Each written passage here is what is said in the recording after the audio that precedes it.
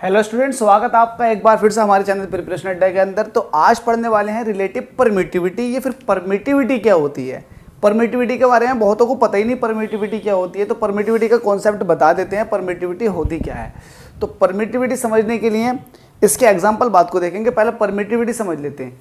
Actual में permittivity जो होती है ये किसी भी मीडियम की प्रॉपर्टी होती है, और ये वो प्रॉपर्टी है जो ये डिसाइड करती है कि दो चार्जेस के बीच में फोर्स कितनी लगने वाली है अगर ये दो चार्ज उस मीडियम में रखे हों तो।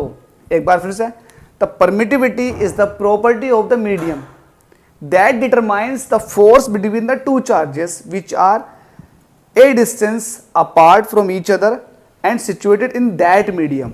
मतलब क्या हुआ, ये वो प्रॉपर्टी है जो दो चार्जेस के बीच में फोर्स को बताती है, फोर्स को डिटरमाइन करती है अगर ये दो चार्ज उस मीडियम में रखे हों जिसकी हमें परमिटिविटी पता हो।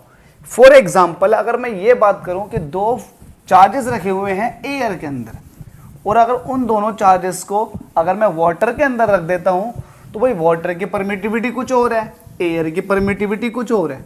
वाटर की परमिटिविटी एयर के मुकाबले में बहुत ज़्यादा होती है, मतलब डाइलेक्ट्रिक कॉन्स्टेंट की बात करें तो वो वाटर का बहुत ज़्यादा होता है। तो वाटर के अंदर क्या होता है, फोर्स की वैल्यू उन दोनों चार्जेस के बीच में बहुत कम हो जाएगी। अगर दो चार्ज ये एयर के अंदर है, इनके बीच में मैंने कुछ फोर्स कैलकुलेट की है और अभी किसी दूसरे मीडियम में रख दिए जाएं जिसकी आपको परमिटिविटी पता है, तो उसके अंदर फोर्स अगर परमिटिविटी बहुत ज़्यादा है तो फोर्स की वैल्यू बहुत कम हो जाएगी। तो force is inversely proportional to the permittivity of that medium.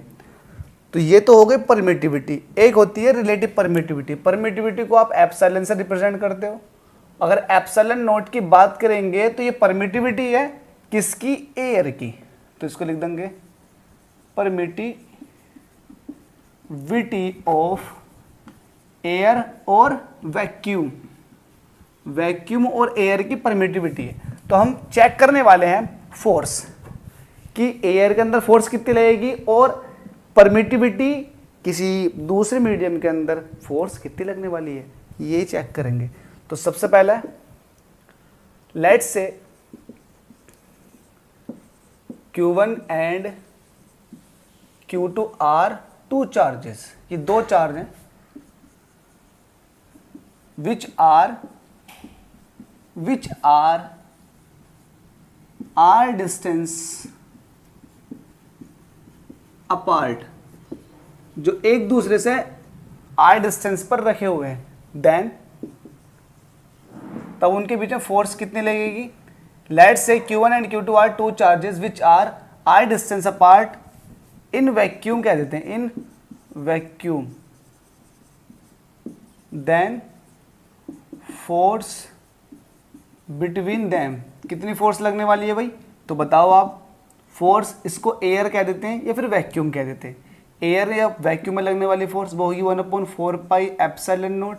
ये आगे परमिटिविटी फ्री स्पेस की है फिर एयर की, और Q1 Q2 upon R square. Equation number first. Second क्या था, if these charges are kept in another medium of in another medium of,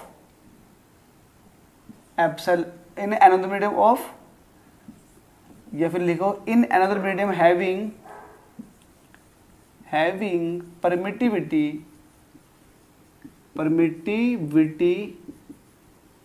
क्या, परमिटिविटी एप्सिलॉन।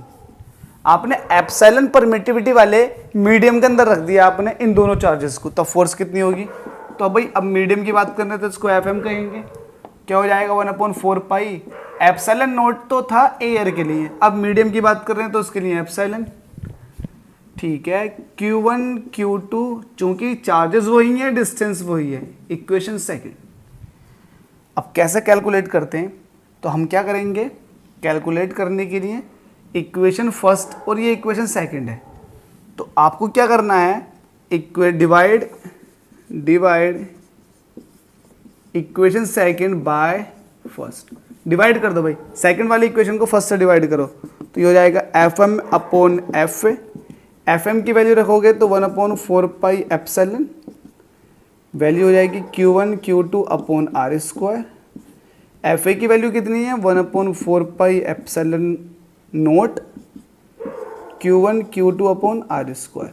देखो भाई Q1 Q2 upon R square से Q1 Q2 upon R square गया, 1 से 1 गया, 4 से 4 गया, तो ऊपर बचेगा 1/एप्सिलॉन और एप्सिलॉन नोट ऊपर चला जाएगा ये वाला और नीचे आ जाएगा, तो इसको लिखेंगे तो एप्सिलॉन नोट अपॉन एप्सिलॉन।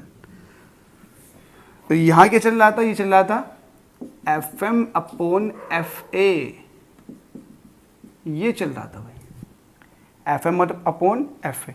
ये रिजल्ट बहुत ज़्यादा इंपॉर्टेंट रिजल्ट है, इसको सही करके लिखिएगा घुमा करके। और अगर मैं इसको FA को ऊपर लिख देता हूँ तो FA अपॉन FM, तो इसको भी आपको उल्टा करके लिखना पड़ेगा एप्सिलॉन अपॉन एप्सिलॉन नोट। इसको ही हम रिलेटिव परमिटिविटी बोलते हैं, जिसको एप्सिलॉन R या फिर एप्सिलॉन बड़ा बना देते हैं, एप्सिलॉन R या फिर K के थ्रू दिखाते हैं, रिप्रेजेंट करते हैं। यही है वो शख्स जिसकी वजह से हम K लेते हैं। तो K बराबर कितना हो जाएगा एप्सिलॉन अपॉन एप्सिलॉन नोट।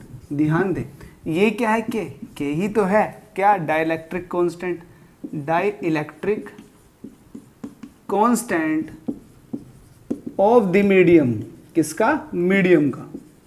लो ये डाइलेक्ट्रिक कांस्टेंट है मीडियम का।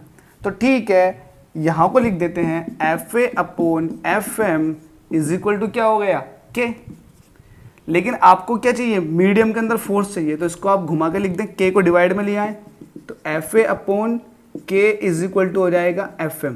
That is very important formula, ये आपके पास इंपॉर्टेंट फॉर्मूला है, इस पर न्यूमेरिकल्स बहुत ज़्यादा।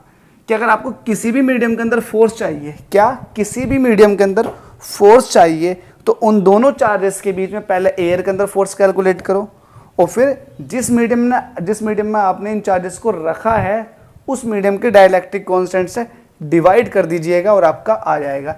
इसको ऐसे ही बिल्कुल डिट्टो उतार लो और ऐसे ही आपको बोर्ड एग्जाम में लिखना है बहुत अच्छे तरीके से।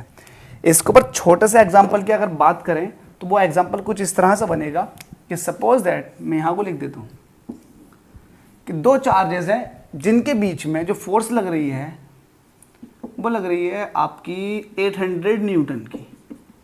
अब इन दोनों चार्जेस को आपने रख दिया वाटर के अंदर, जिसका डाइलेक्ट्रिक कांस्टेंट दे रखा आपको 80।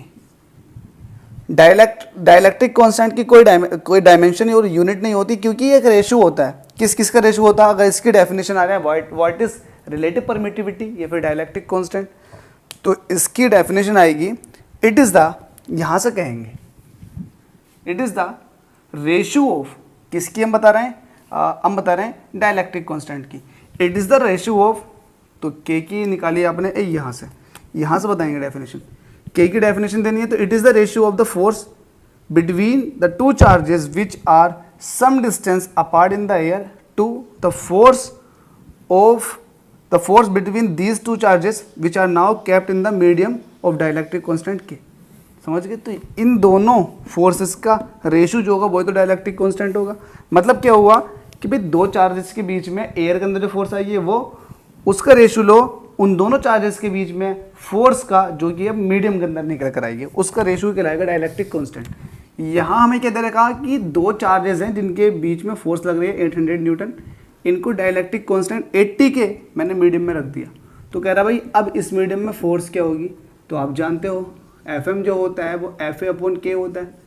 अब FA की वैल्यू आपके पास 800 है, K की वैल्यू कितनी है 80, 0 से 0 कटा फिर 10 टाइम चला जाएगा तो FM निकल कर आ जाएगा 10 न्यूटन। देख लीजिएगा भैया यहाँ पर 800 न्यूटन था और अब यहाँ बची है 10 न्यूटन, अगर आपने K इक्वल टू 80 वाले मीडियम में रख दी है। भाई यही वजह है कि अगर ज़्यादा हाई फाई वाले डाइलेक्ट्रिक कांस्टेंट के मीडियम में दो चार्जेस को रख देते हैं तो एयर के मुकाबले बहुत ज़्यादा कम फोर्स लगती है उन दोनों के बीच में। आपके पास NaCl बहुत अच्छा एग्जांपल है, सॉल्ट, उनको हवा में देखिएगा बहुत ज़्यादा स्ट्रॉन्ग होते हैं, लेकिन जैसे वाटर के अंदर डालते हैं Na अलग Cl माइनस, क्योंकि भाई NaCl ये भी तो एक तरह का डायपोल था और इन दोनों के बीच में फोर्स एक्ट कर रही थी। अब इनको आपने डाल दिया K इक्वल टू 80 मतलब वाटर के अंदर। अब जब K इक्वल टू 80 के अंदर डाल दिया तो फोर्स तो लगनी हो जाएगी बहुत कम, क्योंकि इन्वर्सली प्रोपोर्शन है, 80 टाइम्स कम लगनी शुरू हो जाएगी फोर्स वाटर के अंदर। तो इसलिए Na अलग Cl अलग दोनों ब्रेक हो जाते हैं फोर्स कम लगने की वजह से। तो ये आपने परमिटिविटी के बारे में समझा, क्या है परमिटिविटी और डाइलेक्ट्रिक कांस्टेंट के बारे में। तो रिलेटिव परमिटिविटी खत्म हो गई, डाइलेक्ट्रिक कांस्टेंट खत्म हो गया, फोर्सेस देख ली मीडियम के अंदर, बिल्कुल। अब इसके ऊपर न्यूमेरिकल्स देखते हैं।